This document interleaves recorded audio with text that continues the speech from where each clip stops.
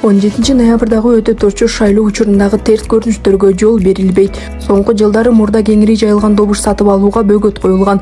Бул ирет шайлоого катышуу үчүн бараткан партиялар, талапкерлер текшерилип көзөмөлгө алынары билдирилди.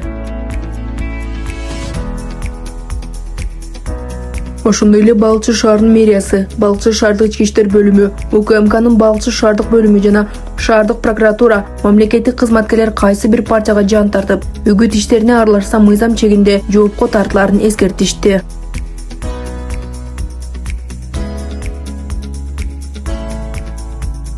Шайлоону таза өткөрүү мамлекет башчысынын да талабы, бирок ага карабай айрым саясий партиялар эски адатынан арыла албай келет. УКМК төрагасы белгилегендей, шайлоо күнү да катуу көзөмөлгө алынат. Укук коргоо органдарынын бардык шайлоо участоктарында көчөлөрдө иш алып барат.